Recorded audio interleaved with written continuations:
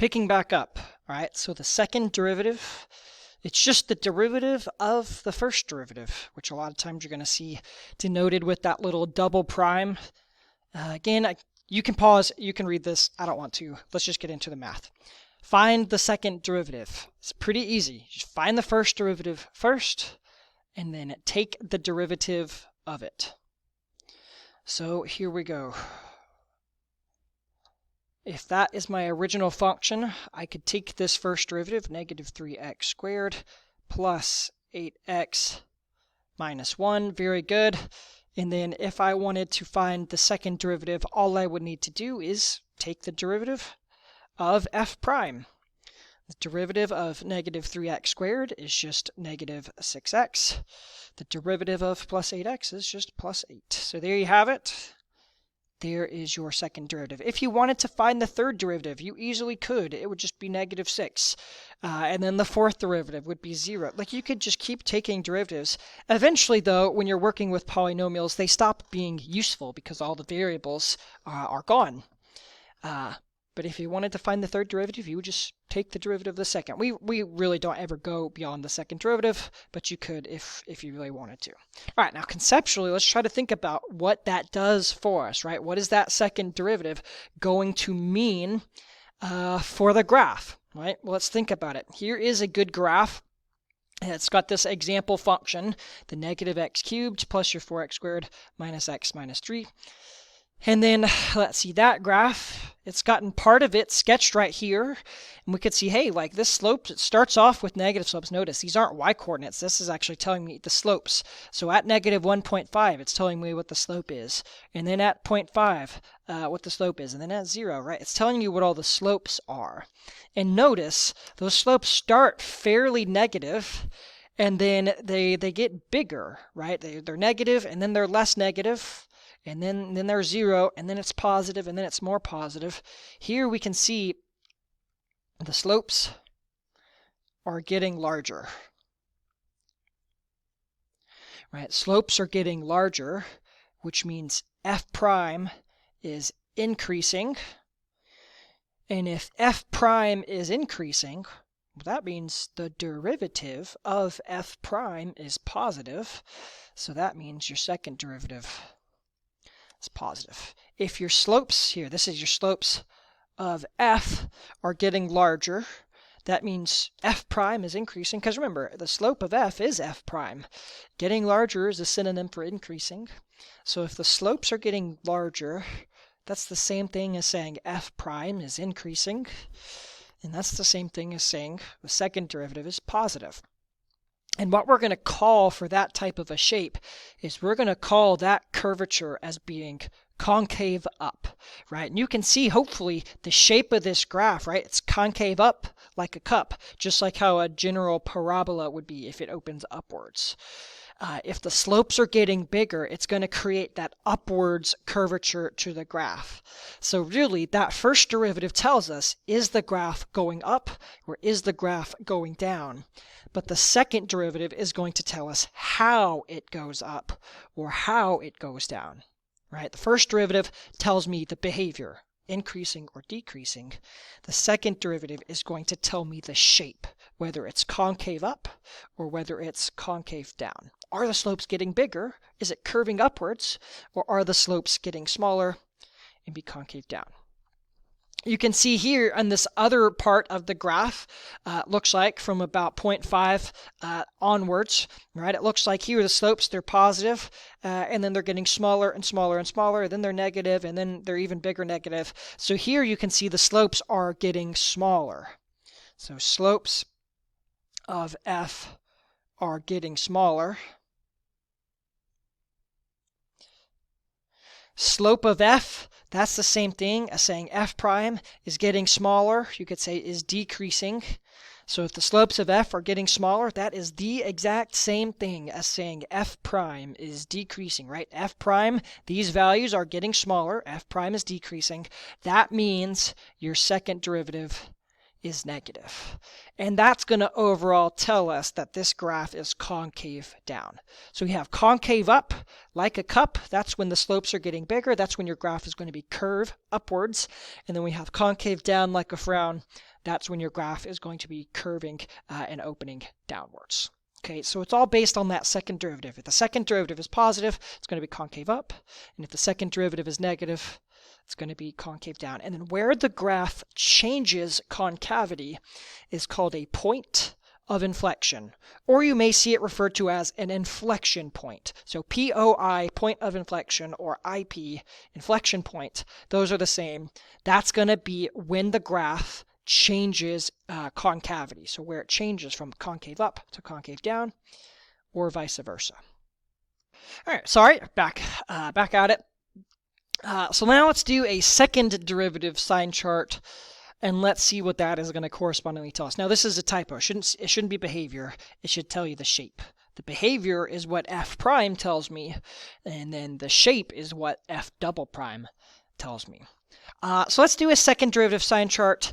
I think we just did this, but we'll recopy. It was negative 3x squared plus 8x minus 1. There's your first derivative. Then we had the negative 6x plus 8, right? And so if you were to set this equal to 0, and if you were to find, oh my gosh, there I go. I'm being off the screen again. I am sorry. If you were to find these special values, anything that makes the second derivative 0 or undefined, right? Those are the things that could potentially be points of inflection. Here you'd end up getting, I think, 8/6. So that's where the 4/3 value is coming from. It's just the reduced version. So if I were to do a sine chart for this second derivative, let's see what that means about the original function and also about f prime. Let's see, here we go. If I tested a number that was bigger than 4/3, like 2. If I plugged in 2 for x, negative 6 times 2 plus 8, let's see, that would be negative.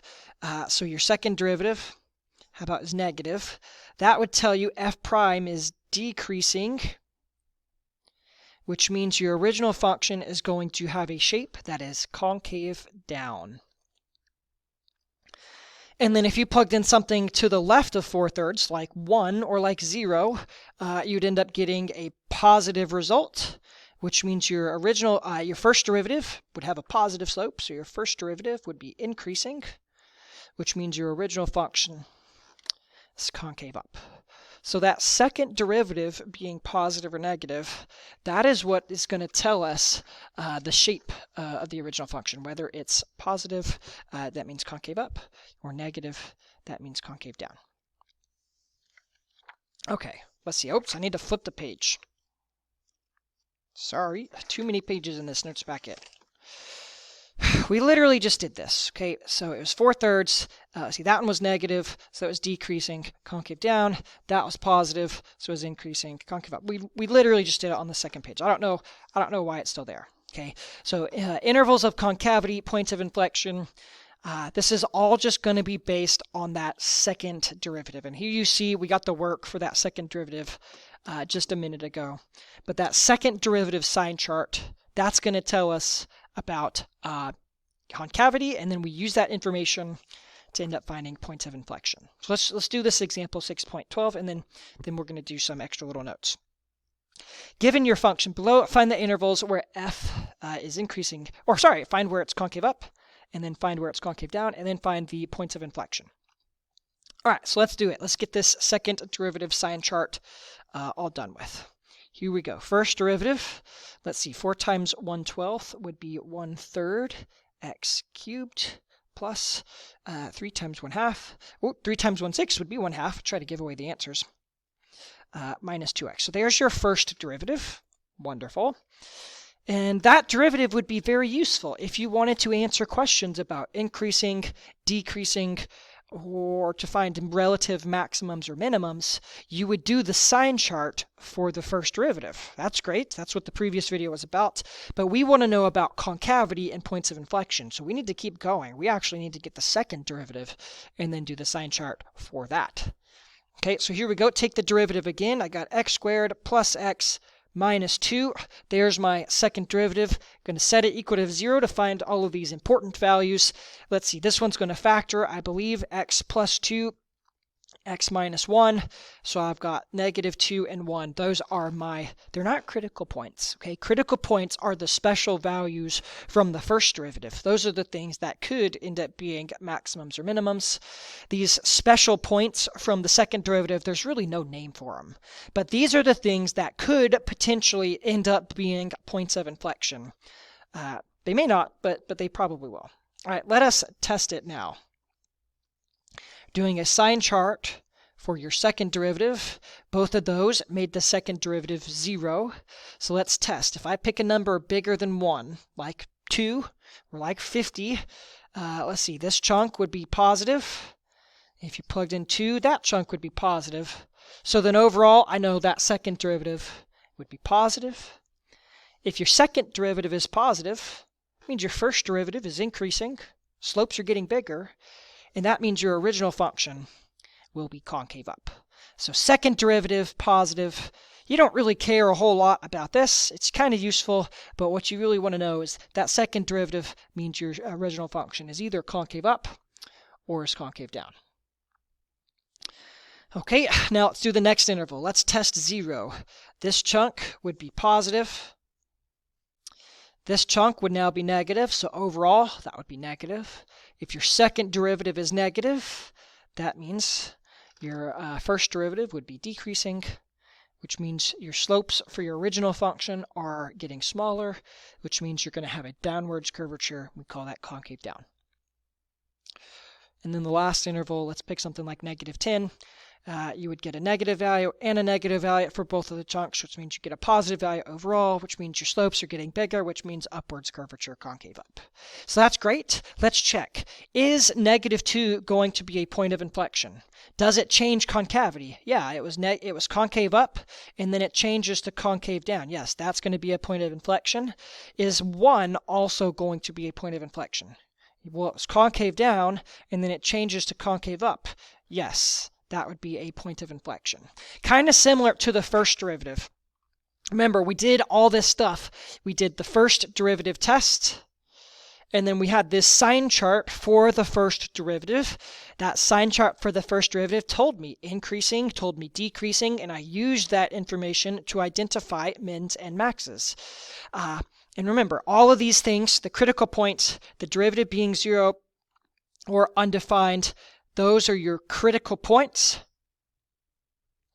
Those are the things that might be minimums, they might be maximums, or it could be neither, right? But your critical points, those are the things that maybe will be maxes, maybe will be mins, but sometimes you get neithers.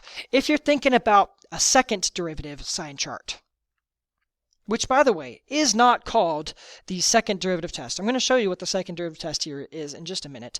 But let's say we have a second derivative sine chart. Let's say we have M, N, O, P. Okay, and let's say it's plus, plus, minus, minus, plus. So we have the second derivative. That would be concave up, concave up, concave down, concave down, concave up.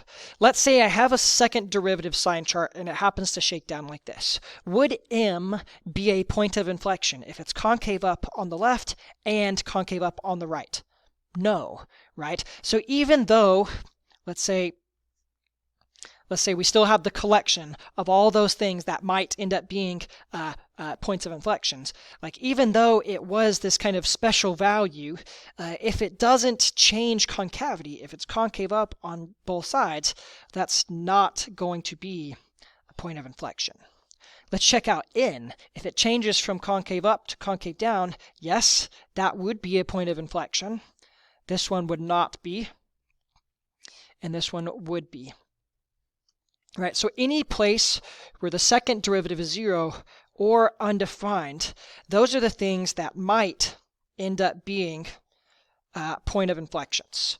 They don't have to be. There may be some of those special values. Now remember, there's no name for those. I like to just think about them as being special values for the second derivative. They're kind of like critical points, but they're like the critical points for the second derivative. Just like how we had these critical points, those are specifically called critical points when you're dealing with the first derivative issues. Critical points, those are the things that might be mins or maxes or neither. You have this kind of parallel idea for the second derivative, right? What makes the second derivative 0 or undefined? There's no name for those collection of points, but those are the things that might be points of inflection. But you would still have to check. And if it doesn't change concavity, then it would not be a point of inflection. Okay, so we have the first derivative sine chart, which we use for increasing, decreasing, and then mins and maxes. We have this second derivative sine chart, which we use for concave up, concave down, and which we use for points of inflection. All right, so a lot of stuff going on in this. Let's actually go back and let's answer 6.12 because we need to. Find the intervals where it's concave up and concave down. So I'm going to do it up here since I'm out of room.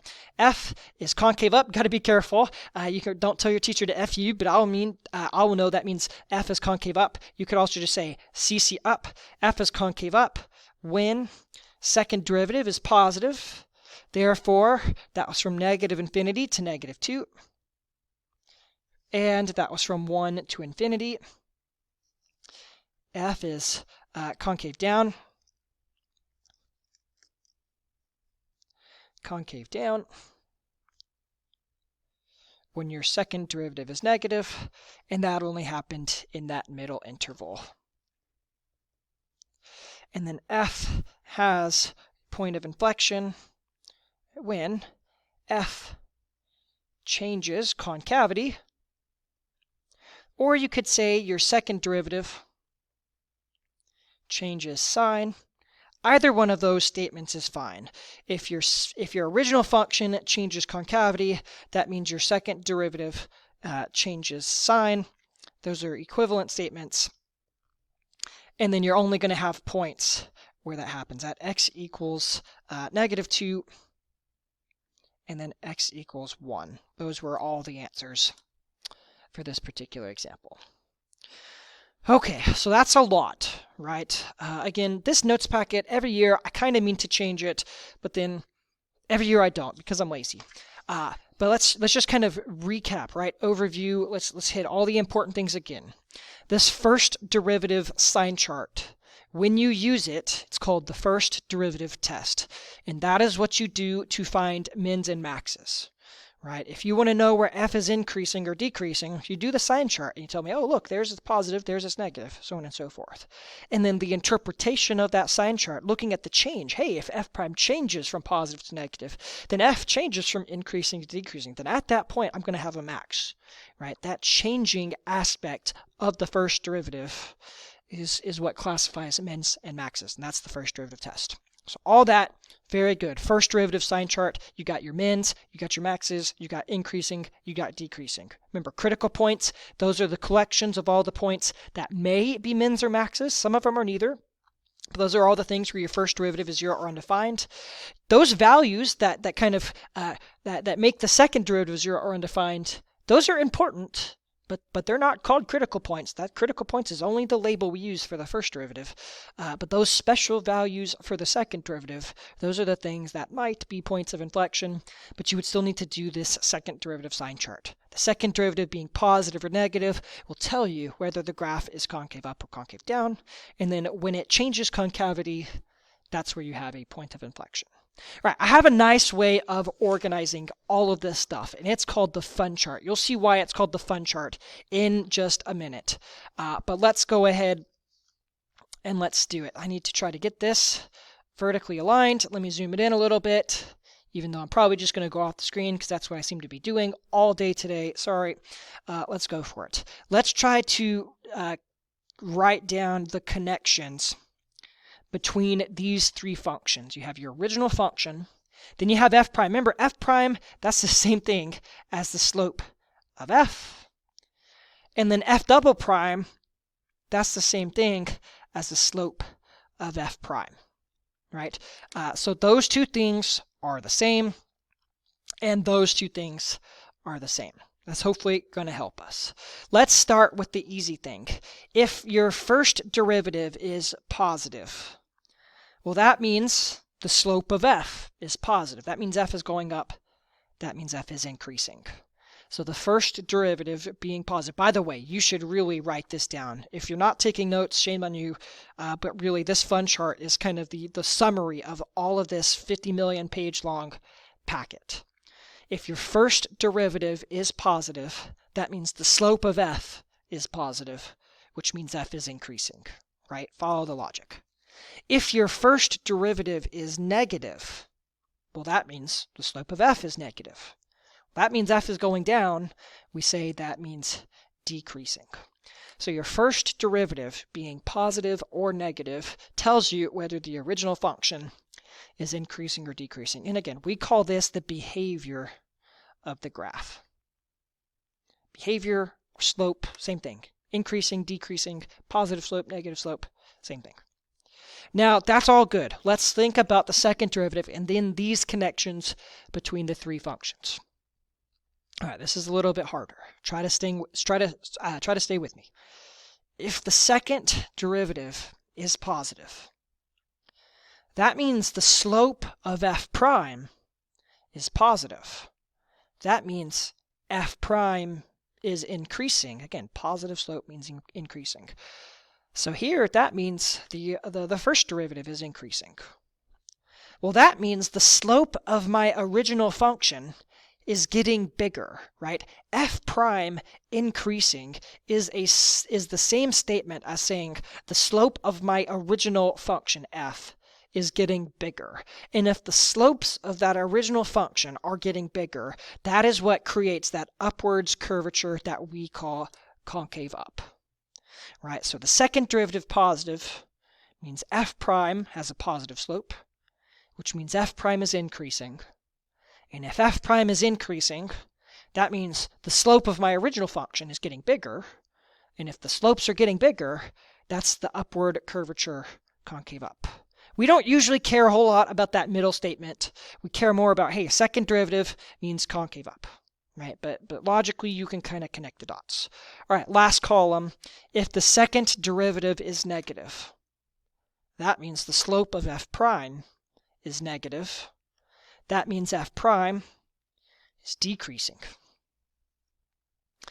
And if f prime is decreasing, that means the slopes of my original function are getting smaller.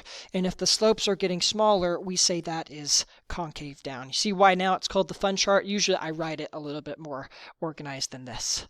But again, the concave up and the concave down, that's what I like to refer to as the shape of the graph. So the first derivative tells you what the behavior is. Is it going up or is it going down?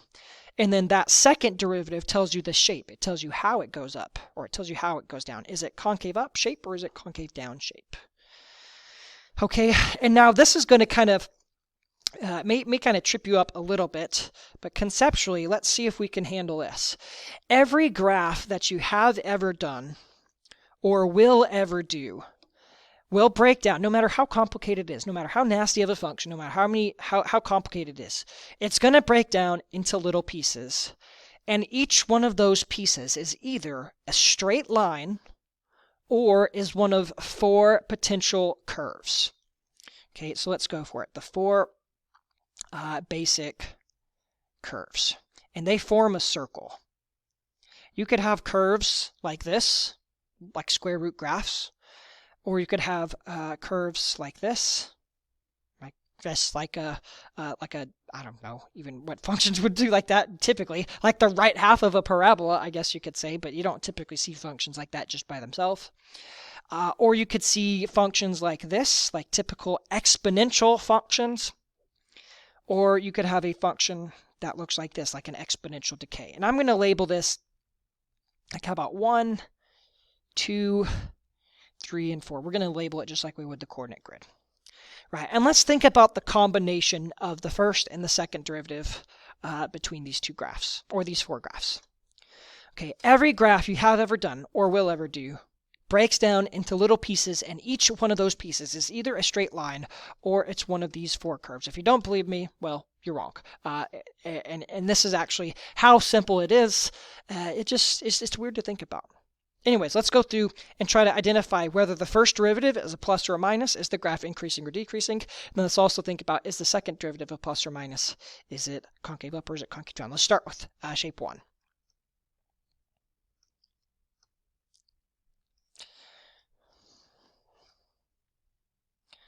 Okay, let's look at this shape 1.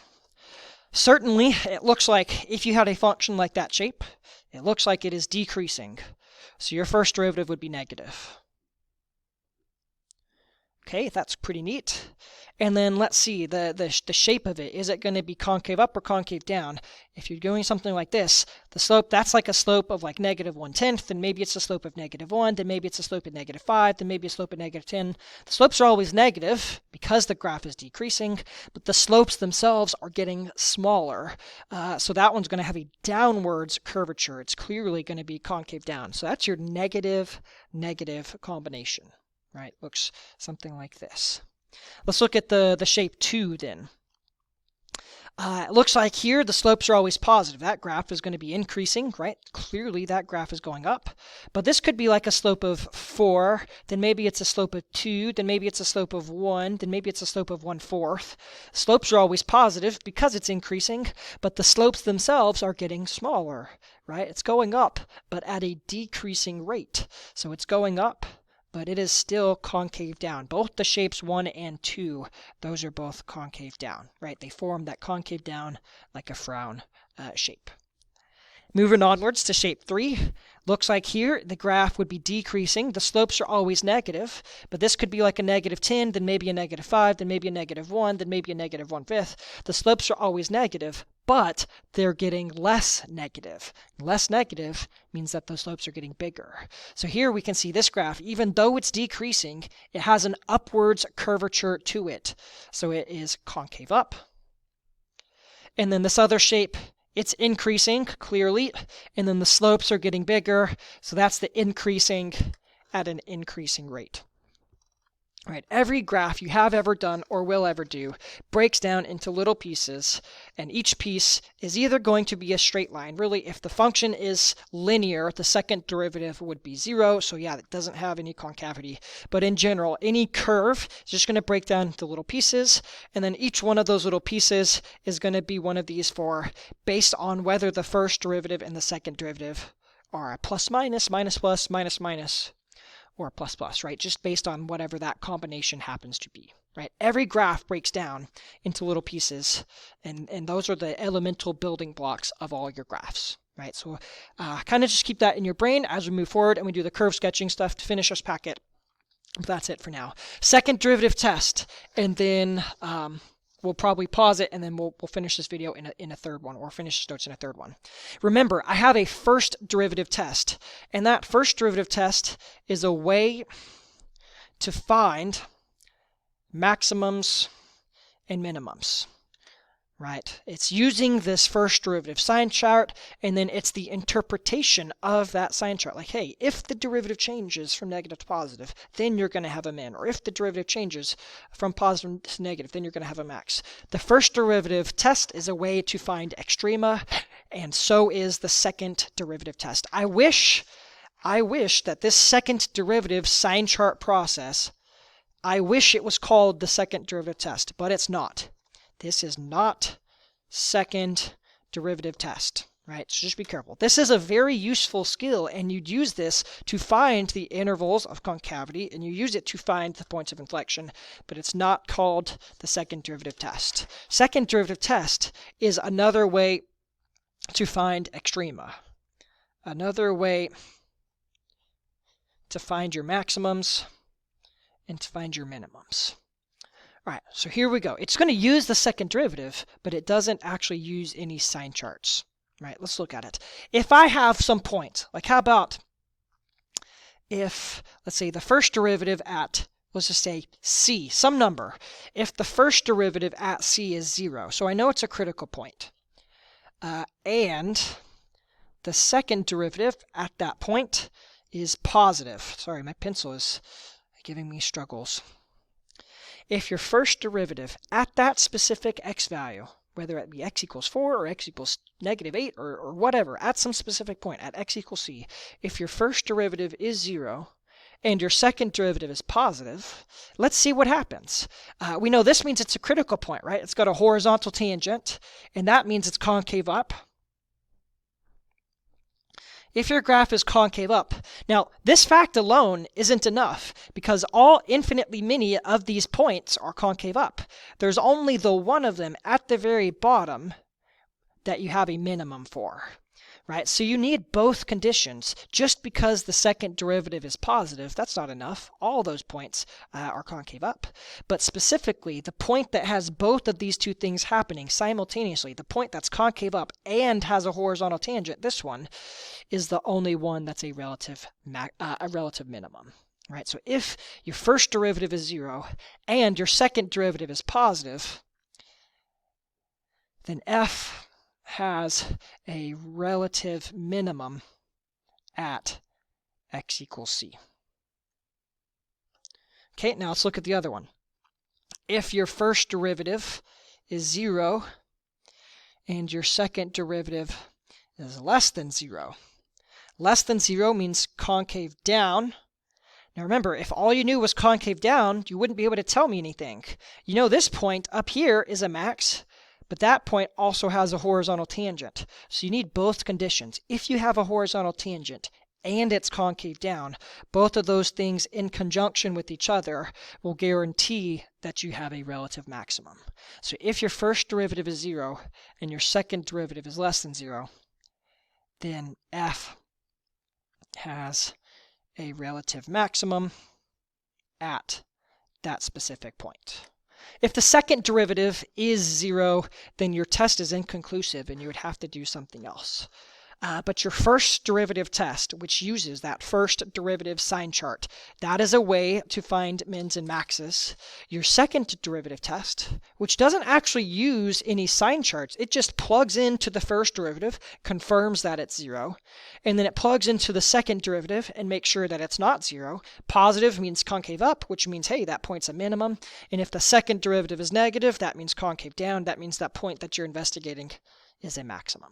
So the second derivative test, it's a very targeted, very specific way of classifying mins and maxes. It has nothing to do with this second derivative sine chart. It has nothing to do with intervals of concavity. It has nothing to do with points of inflection. That's all very useful, but it's not called the second derivative test.